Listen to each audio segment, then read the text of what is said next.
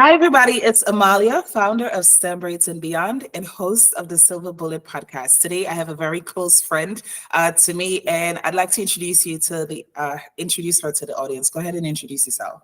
Hi, everybody. My name is Dawn Butler. What can I say about myself? There's so much. One of the biggest things I want to mention to all of you is that I'm an immigrant. Okay. I am born and raised in the Bahamas, Nassau, Bahamas, on a tiny little island.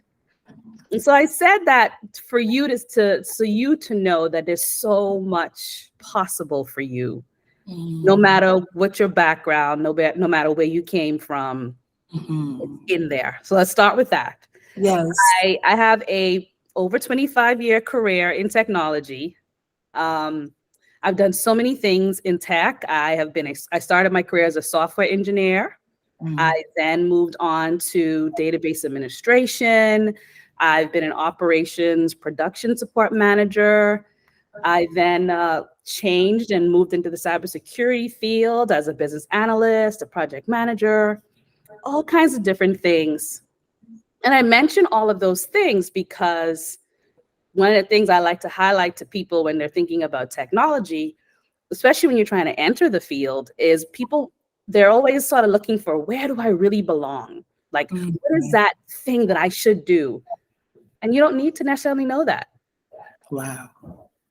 The great thing about working in tech is there's so much that you can do and so many different skill sets that you have that can be used in different ways. And so if you find that you get into something and like, oh, it's not quite my thing, I don't like it that much, look for something else.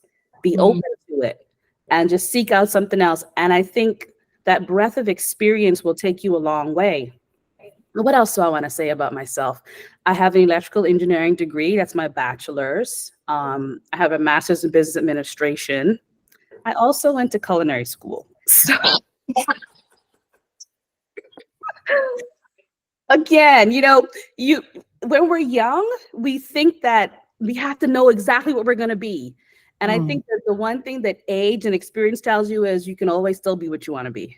And sometimes you try to be something and it's like, that's not working.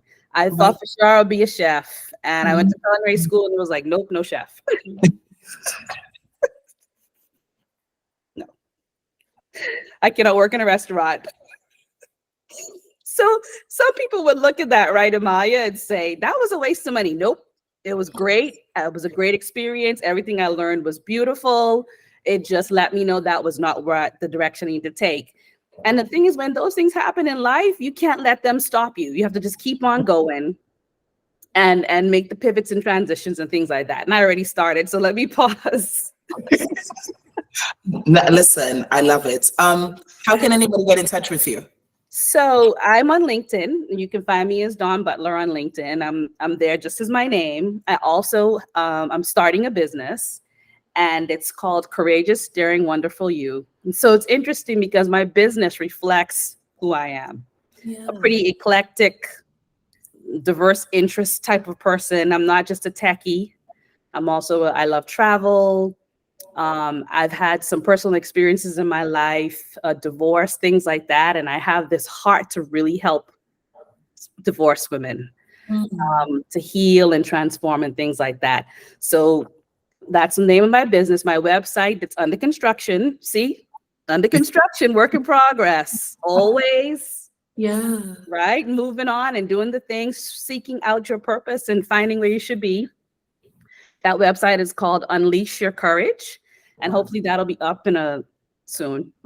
And that's where you can pretty much find me. If you want to connect with me on Facebook, same thing. I'm Dawn Butler there. And I also have Facebook page and Instagram for Courageous Daring Wonderful You. Beautiful. That's so exciting. And I love the niche that you've honed into divorced women, because Lord knows when I was starting over years ago, I could have used a resource like that. I'm gonna pin that in my head, Amalia. Yes. So, yeah. It's a process. Yes. It is. And if complete sidebar, we could talk about it offline. You know how we do. Exactly. But I love what you spoke about with So I was surprised. Not surprised, but I knew you had the electrical engineering degree. How did you make the transition into technology? And did you have to learn a lot of programming to be able to navigate that? Because I don't know that I ever heard that story from you. Excellent point. Mhm. So I had, and it's funny because I don't think when you're walking through life and you're having experiences, it's really the hindsight, right? It's like looking back, you realize things. And so someone had asked me about like transitions and pivoting, and I said, "Oh my goodness, the very first pivot I ever made in my life was from engineering to being in technology." Wow. Now, I didn't elect that pivot. So that's another thing about life sometimes. Wow. You don't always make these choices for yourself. I had gotten my electrical engineering degree, and I live in the DMV area, DC, Maryland, Virginia area, which is very heavily federal government, defense related, things like that. I graduated, is it Magna or Summa? Summa, one of those with honors, right? And interviewing all the stuff. I went to Morgan State, and Morgan does a great job of giving students opportunities to be employed when they leave school. And so I did the interviews and stuff like that, and left college, didn't really have a job lined up. I was considering going to get a master's degree in engineering.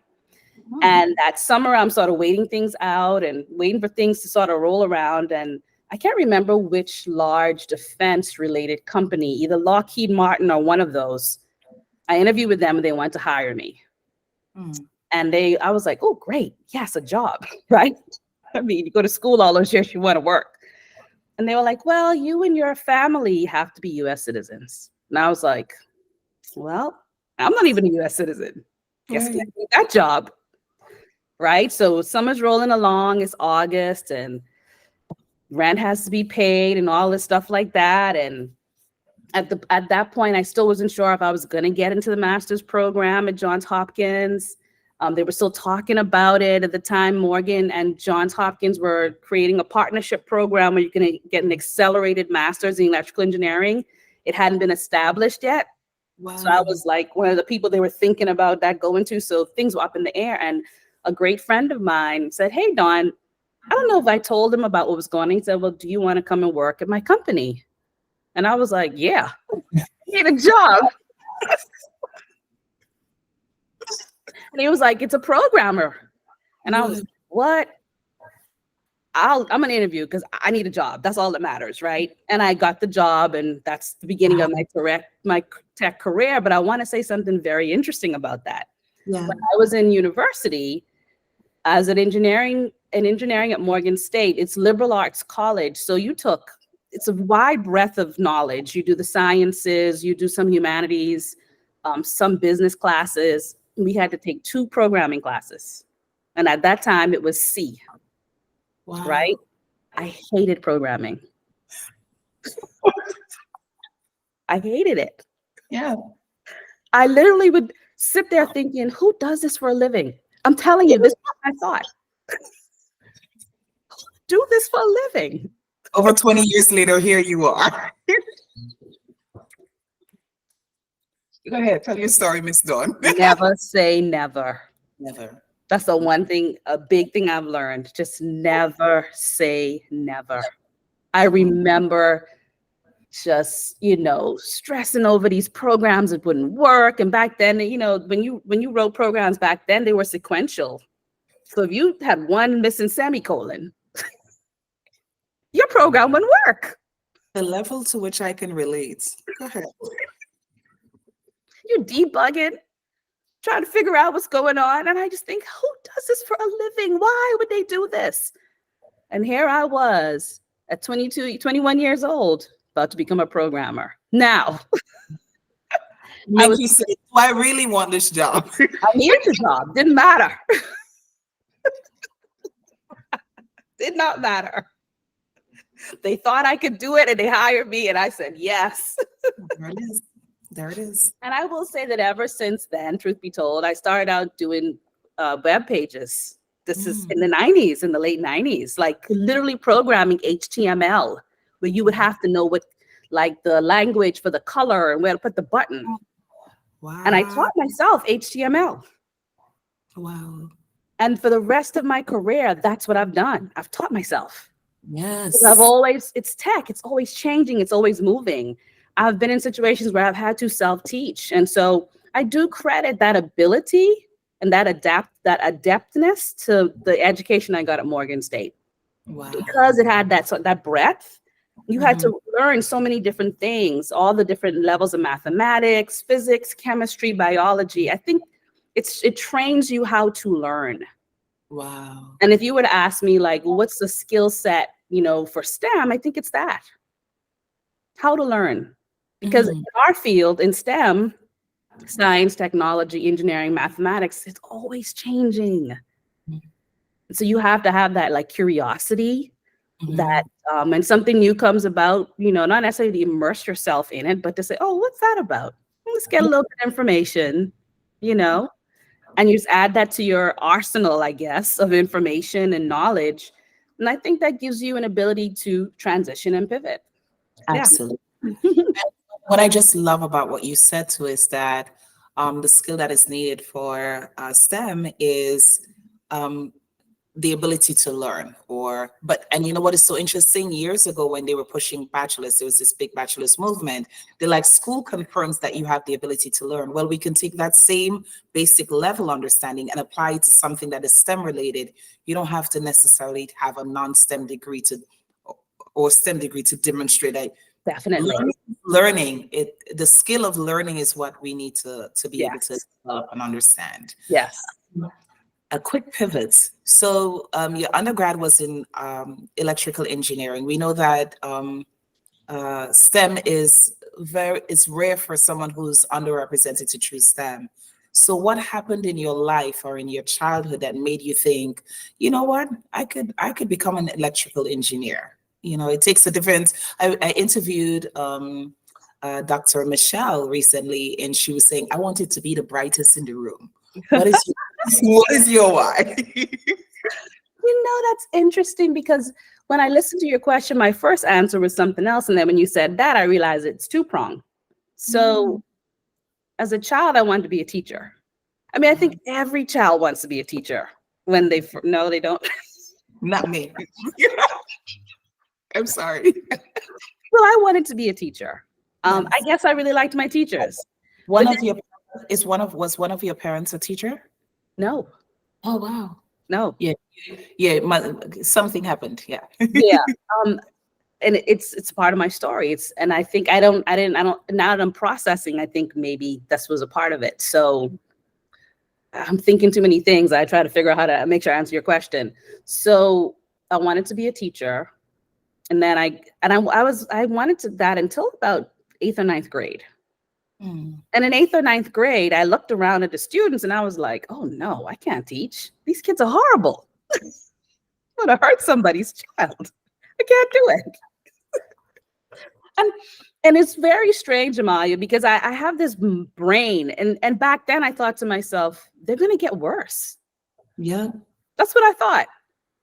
In the 8th or 9th grade. Like, so I would say too that, I'm not gonna give, there's this I know there are theories about, when you look at people who are famous or people who are celebrated or lauded for something, they always will say to you, there's a combination of a gifting and a skill, Yeah. right? There's gift, and then you have to practice, practice, practice. And so I think there is some gifting within me that's Mhm. helped along the way. So I'm not gonna say that that's not a part of some of our stories. Some of our stories, that's a part of it.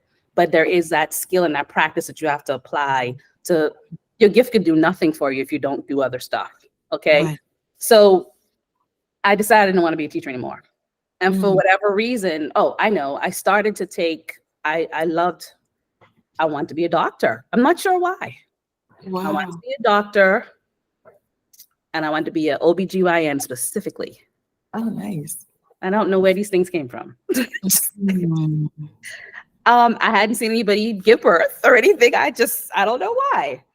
And so knowing that I wanted to be a doctor in the Bahamas at the time, we took the British General Certificate examinations to exit high school. Yep. And so you spent the last 3 years of high school. And in the Bahamas, we have from high school to 7th to 12th grade. There's no middle school. So you spent the last 3 years in high school preparing for those exams. And so there's a point in time in the 9th grade when you have to decide, okay, who do I want to be? Wow. So that I can study to take the exams for those to help me go toward my future. And I want to be a doctor. So I sciences, biology, physics, chemistry.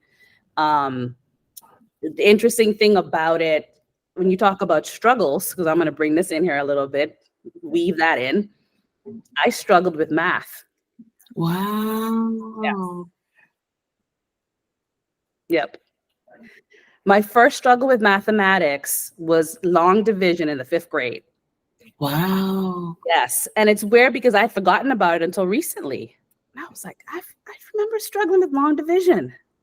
Yeah, really badly. Like I just couldn't get it. I probably had a teacher. This is probably why I wanted to be a teacher. I probably had a teacher that invested time in me to help me to understand and to bridge that whatever knowledge gap or whatever I was missing. And I want to add to that I also struggled with reading when I was even younger. Chills. Yes. I remember being tutored in the 1st grade by my 1st grade teacher in my reading. I got with that little bit of extra. And then my mom always also says, and she had to remind me, she said, I sent you all to tutoring. We went to school. After school, we would go and get help with our homework and things like that. And with that assistance, whatever that gap I had or whatever was going on, that bridged it for me. I became one of the best readers in school. Wow. Yes, to the point where every time they would have a school production, I would be the MC. Wow. And it was basically because I was one of the best readers. I read with, diction and tone or whatever like that. Yes. Enunciations. Yes. And so just as, I'll just leave it there. So then I struggled again with mathematics in the 8th grade. Wow. I think I got a D. It was really bad. And then in the 9th grade, I had a teacher again. And I guess this is why I wanted to be a teacher. Wow. Whatever that teacher did, it helped me. She took the time, something that she did with me, bridge that gap for me. But because I had struggled so much in mathematics at the time, my school didn't want me to take the general certificate education math class because it would be too difficult, right? Yeah. And my mother said, absolutely not. My child can do it. You're not going to remove this opportunity from her for where she wants to go. And she insisted they put me in that track. Wow. I never failed mathematics. Wow. I had a really great math teacher. Yeah. Like excellent math teacher. Absolutely. I went on to be an engineer. You know how much math I had to take? Listen, that's why I'm here, surprised out of the world, because this is why my podcast, I feel like, matters, because it breaks down the misconception that if you don't have a knack for it early, there is no redemption for you at any point. No, there is. Exactly. And you are a living witness of it. Not only math, reading. Yes. And I struggle with penmanship as well. My penmanship is still not that great, but I did. And penmanship meaning writing? Yes, writing. It was horrible. My handwriting. You mean that the skill that computers replaced? I know. Like, we got so many knuckles counts. I know. Back then it did. Back then we learned cursive. Yes. And it mattered. You wrote papers and back then too, the GCE exam, the one I mentioned, the British exam, the way they did the exams, this is another story I want to bring out, is there was no multiple choice in those tests. You had to know the answer and you wrote it. When I came to America and had to go to school, I didn't know how to do multiple choices. Neither did I. What is that? Yep. Neither did I. And in fact, I was so bad at multiple choice, I did horribly on the SATs. I didn't do extremely bad, but I didn't do as well as you would think for a kid like me who was doing so well in school. Right. And so it's so funny because I never look at these things necessarily as these obstacles I overcame, but they sort of are. Yeah. I did okay in SAT, and I always actually scored the worst in the what does they call it, quantitative stuff, the more math based SAT or like those type of exams, because I had been taught to know the answer and to prove it. That's what we used to prove. Yes. Yeah, and so when I got the SAT results, I got into Morgan, right? And they offered me a partial scholarship because my SATs were good. They just weren't as good for a full. And they said, okay, if you take the SATs again and you get better scores, we'll combine them and we'll see. Well, I did score higher, and so I got a full scholarship. So that's what happened. Yeah. But I never, interestingly enough, never did really well with multiple choice until recently. I took the GRE, which is the exam to get into your master's programs. Horrible, did horribly. But here I was, a almost 4.0 engineering student, and I failed miserably at the GRE. I took it twice. But interestingly enough, eventually later on in life, I'm also a certified information security professional. That exam is multiple choice. And I was like, I can't afford to fail this exam, right? Because it's pass or fail. And I started asking people how to take multiple choice. Yep. And they gave me advice, like, if you don't know an answer, choose which is it A, B, C, or D is going to be, or you don't know the answer. Go with your first instinct. Don't second guess yourself. And I passed it. But an interesting thing about that, and we're so far off, I apologize, is that I recently took this like a not an exam, but like a cognitive type of test. And one of the things that it said about me was that I should always trust my instincts. I know the right answer. Wow. Yeah, I know. I was like, I think I might have developed that over time. I wish I knew it back in the SAT time. Right. I think what you're saying just ties to one of the reasons I created my program, is that learning how to learn is a skill. Learning is not natural to everybody. And if you don't have the tools or the resources, be able to study and learn, because even learning how to take a multiple choice, you would think, oh, that's natural. No, it's not. It's not. It's not. There are people who are very good at it. I was not one of them until recently. So in any case, we never got back to why I became an engineer. I wanted to be a doctor, but I talked myself out of it. I did. No one did. I did. Youth. That's all I'm going to say. I won't dig into that story. But it was time to go to Morgan State, and I didn't know what I wanted to be. And I talked to my mom about it, and I knew I didn't want to be a few things. I didn't want to be a teacher anymore. I didn't want to be an accountant. And in the Bahamas at that time, when you sort of looked at people who were successful, they were lawyers, doctors, these certain professions. I didn't want to be an accountant because my father and all of his brothers were accountants. So when you ask what was my why was to be unique. I didn't want to be like everybody else. And so I didn't know what I wanted to be. I didn't want to be an accountant. I didn't want to be a lawyer. I never had that idea. And I'd thrown away the doctor thing, and I'd thrown away the teacher thing, right? And so my mother said, why don't you become an engineer? And I didn't know what it was. Wow. I didn't.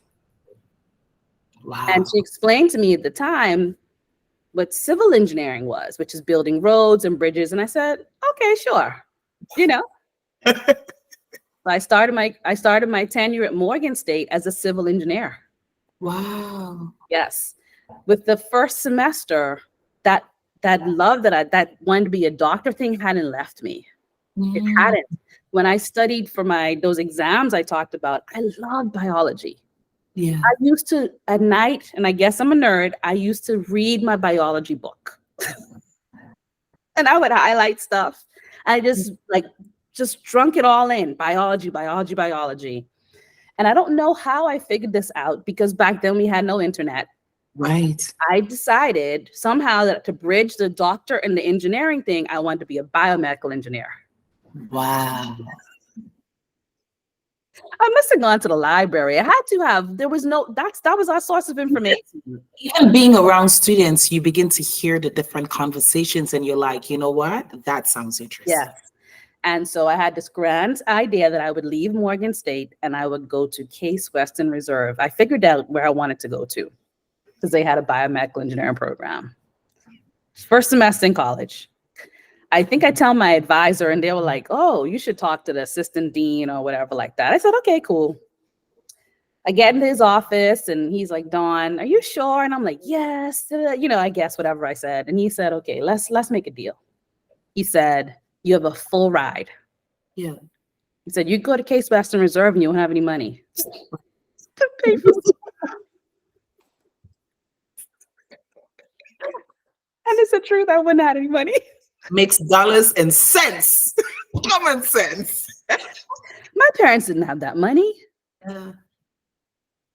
And he said, how about this? He said, change your major to electrical engineering. He said, it's a very good foundation for engineering to go into almost anything. That's what he said. Yeah. He said, and then you can get your master's in whatever. Right. And I guess, like I said, that knack I had, that practicality, that whatever that I had from, oh, I don't want to be a teacher because the kids are going to get bad. It was there. It was like, yeah, he's right. I have this grand idea. This may not work. I need school has to be paid for. Right. And again, the rest is history. I in my heart, I believe without a shadow of a doubt that engineering education I got prepared me for the rest of my future. Wow. I always say engineers can do anything. If you meet people who have engineering degrees, they're doing all kinds of stuff. I met a guy who was doing like finance work. He had an engineering degree. And I was like, how did that happen? Yeah. You know, so again, it's that like that training, that base of knowledge, that whatever that is that it gives you that can prepare you to have that mindset of capturing knowledge, applying that knowledge. And I think also too, always, I mentioned earlier, just constantly being like a sponge. Yes. You know, sponging. My mom says I have, like she said, you're amazing. She said, it's like you have these drawers, cabinets in your mind and you just tuck the information in. Wow. And I think that just prepares you to learn things, you know? Yeah. Absolutely. So here's a good thinking question, because I see so many diverse interests in what you're saying. In hindsight, do you think that you should have been on a technology track or an engineering track? I still think the engineering track was good. Wow. Yeah, I do. I feel like you should have been more of an engineer, but opportunity aligned with technology. Possibly, but we didn't have that back then. Wow. Right? I always say to people in this day and age, and I don't necessarily believe in luck, but fortunate. Young people are so fortunate. They have Absolutely. so many opportunities, so many options out there we didn't have. I mean, it was, they didn't exist. They literally did not exist, right? I tell people all the time, when my last year in engineering school, I was doing a research project for the summer before my last year. And that's when Windows came out. Before that, it was MS-DOS. It was prompt. There was no user interface like we know today that all of us take for granted. Yep. So we didn't have the options back then. So there was no tech and engineering combined type of thing that people can do today. You know, I saw the other day, there was a master's degree. It was an MBA with something with cybersecurity. And I was like, that exists? Wow. And I thought that's what I have. But I have 2 separate degrees to get it. Well, I have a degree and a certification. But the beautiful thing about where we are in this day and age with the technology is that it does allow for kids, even full-grown adults to say, you know what, I want to try something different. I want to do something else. And there's all these little niche opportunities out there. You just got to go and find them, you know? Absolutely. So being a woman in STEM too, a lot of times, and then a black person who's black, you may be a lot of the only in a room. Have you ever struggled with imposter syndrome, and how did you navigate that? That's a good question because I've been processing that recently. Ooh. Yeah. Yep. I don't think I struggled with it until recently. Wow. Yep. I was always the only, like, And then you started out wanting to be different. So you're like, this is where I belong. darn it, I forgot about that. M&M in the Skittle jar. What's up? I see you. Oh my God, I hadn't even put that together, Maya. That's why I'm here, girl. I got you. Wow. I need to embrace that. I got what I wanted. After all. You're like, listen, this is why I signed up. Oh my gosh. And going to engineering school, now the beauty that happened when I went to Morgan State at the time is we had a lot of women in engineering school. I mean, we weren't the majority, but there was a good contingent of women. Morgan has graduated a lot of women engineers. And so even there, I didn't feel necessarily only-ish. Wow. But the reason why I never felt strange to me most of my career is because I'm an only girl. I grew up an only girl with brothers. Got it. And I always tell people, I think that's why I never felt out of place. Right. And through a good part of my teenage years, a lot of my really great friends were men. Wow. Yeah, and so I never felt less or anything like that because I was a woman, right? And so it wasn't until honestly, maybe 10, 15 years into my career, I started realizing, wait a minute, only woman on this call with 30 men, things like that. But it never perturbed me, it never bothered me per se. It never made me feel like I shouldn't have been there. And also, I had learned up to that point, after being surrounded by, I always tell people, in my career, I've been surrounded with some really smart, intelligent people. And I know I'm not the smartest one in the room, right? And that used to intimidate me earlier on, but eventually I started being like, no, it's okay. You can't know everything. The more I worked in my career, the more I realized I will never know everything. Because it's just always this changing field, and technology is so big. It's just so big. Something new is coming out too. Yes, exactly. So once I reconciled that in my mind, I was good. I was very happy to say, oh, I didn't know, or I don't know something. Can you help me ask a question? Things like that. I mean, so only as I've gotten older, for whatever reason, I think just a matter of time, maybe after a while. I think for a lot of us, we reach this place in our life where the things that we've deployed for ourselves are not moving us along anymore. Right. So this is why if you read about the progress of Black people in the workforce, right, we start to hit the glass ceiling, the plateau. You hit it because up until that point, working hard, deploying all your knowledge, things like that will get you to a certain place. But after that, it's like, you're not moving, for all the different reasons that we know exist. Right. And so if you read or if you look in the environment, there is this call for Black people needing to be sponsored. Because in truth, that is how you move up. True. Someone sees you and they're like, oh, I like that person. I'm going to take them where I'm going. Right. And because that's why if you look at Black women, especially, so many go back to school, getting all these degrees, because you're trying to do all of these things to prove that you are capable, that you have the ability, all of this stuff like that. We're fighting that battle is a different thing. That degree isn't going to do that for us. Right. And so then, and I'm digressing, but this is some things I've observed. So then you see how a lot of Black women, especially, and if you look at the statistics, Black women are opening the most businesses. And in my mind, I feel like it's because they hit that glass ceiling, right? They've gotten all the degrees. Nothing's changing. They're still here. No matter what they do, they overwork, all these things like that. And they just like, I can't do this. Let me just start my own business. Right?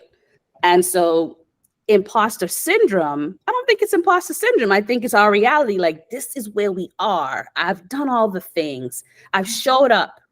Maybe not fully as ourselves, because you sort of can't sometimes, because we have a lot of stereotypes that we're fighting. But just, for me, I wouldn't say imposter syndrome, but I'm always resisting and fighting the stereotypes, and resisting it so that I don't take it in.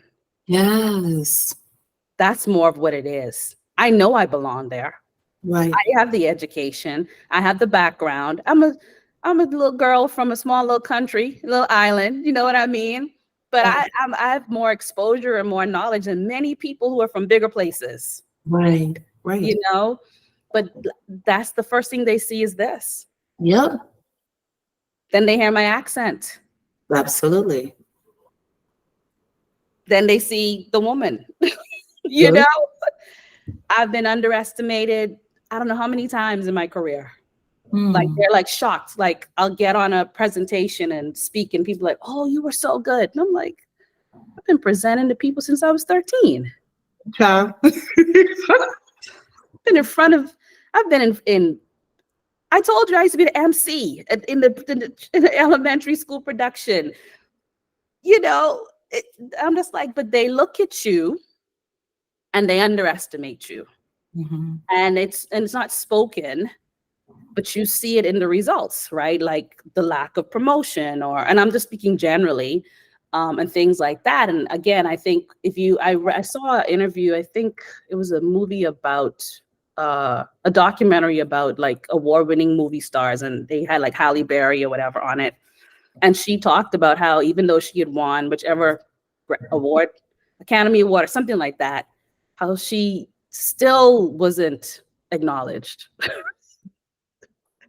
And so she started her own production company. And that's when I had that eureka moment. Like, this is why Black women are leaving the workforce and starting their own businesses.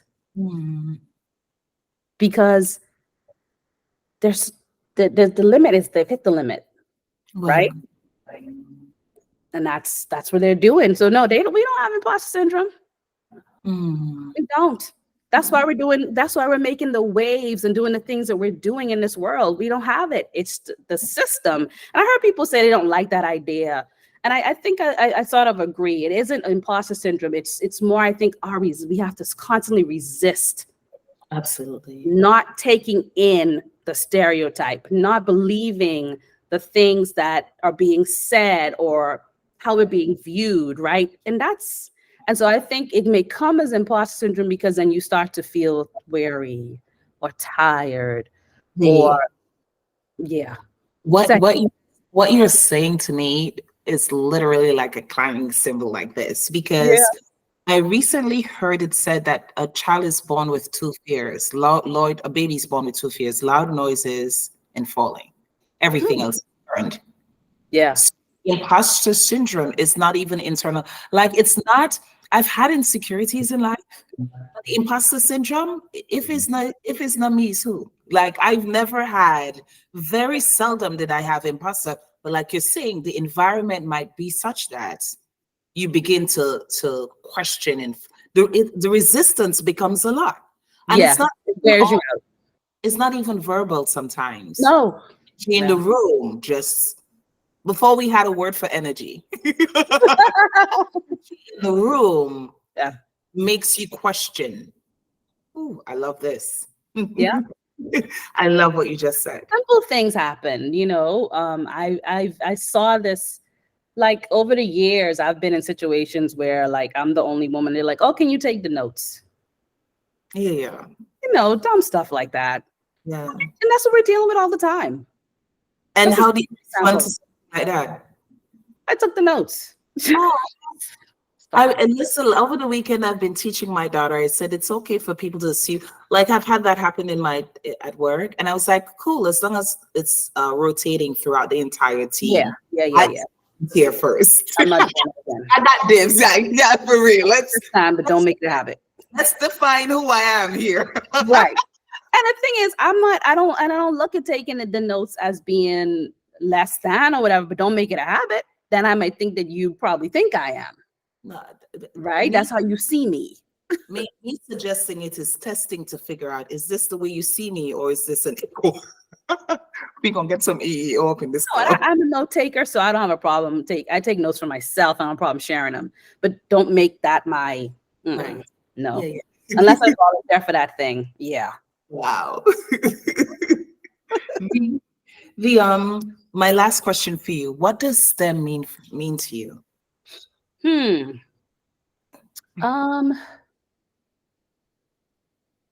I think for me, it's in our day and age, it's like the foundation of everything.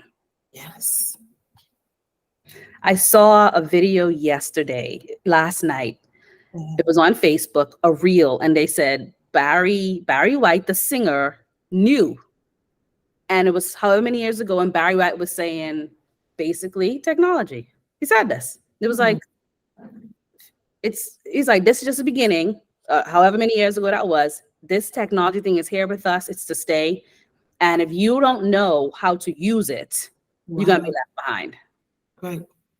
And I was just like, that is the truth. When I was in school for engineering, I took a neural networks class. I think it was neural networks or something like that. And I remember sitting in the room, the professor telling us about what neural networks can do. Now, let me clarify what a neural network is. It's it's the beginning of artificial intelligence. Wow. Okay. But it was called neural networks. It probably still is, but that's the class we took back then. And I remember saying to him as I listened, I said, well, what about people's jobs? This is what I said. Wow. What about people's jobs? You know, if these things come and they can take over from us, what about their jobs? And I don't remember exactly what he said, but I know the answer today. And that's probably what he said back then, is then you need to be able to train that neural network, the artificial intelligence. You need to know how to use it. You need to know how to use it for your advantage.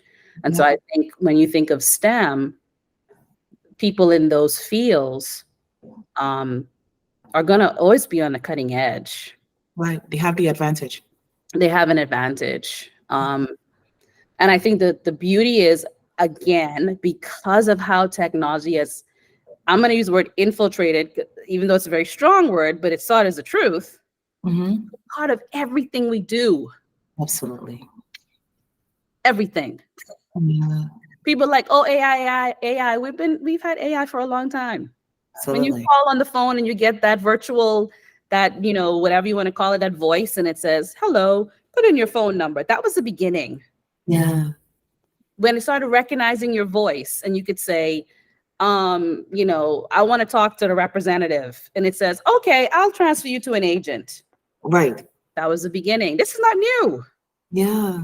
And so I think that for me, that's what STEM is, right? The foundations of our society. It always has been, truth be told, science. Yeah. I met a lady the other day, and I hope I'm not going too over, Amalia. She was studying. She's a scientist that studies, and I sent her information on the weekend. LinkedIn. Yes. Yes, she studies, how does she put it? About how something affects your happiness. I can't remember what it was, and I wish I remember, but I was like, what? She was like, yeah, those things impact your happiness. I was like, wow, you get to do that for a living. A scientist. Wow. I look at people who explore space, and I was watching some show, they were talking about the sun, and I was like, oh man, the next job I get, I want to be in the world where they're exploring space, and how do we make the globe, you know, the earth better, and how do we make people better? That's what I want to. And you know how I can do that? Because I'm an engineer, because Wow. I'm a techie. I can do that job anywhere. Right. Right. Anywhere they need people like No me. questions asked. And even though you have, I love that you said that, the engineering degree, the technology, you can still apply and be considered. Right. So I can go to NASA as Yeah. a techie person, and I can then now be around what NASA does, right? I don't have to be an astronaut. Oh, by the way, I wanted to be an astronaut. I forgot. I did. I wanted to go to space. I applied to the astronaut training program when I was 40. Wow. Yes. You were how old? 40. 40. She's like, no stone unturned, honey. No planet undiscovered. And the thing was because that was one of the first times in my life that I knew that they opened up for people to apply for it. I always thought it was sort of this secret society. Yeah. Right. I think they've changed it. I think it used to be. And I heard about it on the Today Show, and I was like, what? They're accepting applications? I didn't know it was possible. And I went online, I looked it up, and I said, I don't know. And it was my 40th birthday weekend, and my sister had come to visit, and we were talking about whatever. And I told her, and she said, Dawn, you need to apply. Wow. She said, why not? Yeah. And I was like, you're right, because I met the basics. Guess what the basics were? Back then, it was very simple. Now, if you try to apply for the astronaut program, it's more detailed. They wanted anyone who had a degree in STEM. Yeah. And if you had a career in tech or whatever like that, that was me. I was like, oh, that's me. That's me. You wrote the resume. Wow. If that's all you're looking for, I got that. Right. And I was 40 years old. Now, I didn't know if but I figured, why not try? Right. If they accept me, because I also found out that it's a training program. It's a candidate program. It doesn't mean you're going to be an astronaut. But you know what I thought to myself? If I were to get in, I didn't get in, by the way, clearly. If I were to get in, the training I would get to be an astronaut itself would be worth it. Right? It. Yeah. The education, the whatever. And I applied. And so I said that to say STEM, right? Yeah. If I didn't have that background, if I didn't have this career, to be able to say, oh, I meet that criteria, right? So, but that's not the only thing I can do. I can go and probably do almost anything. I'm trying to think what else. I was laid off one time, and I ended up working at the Loft Outlet. I was a great salesperson. It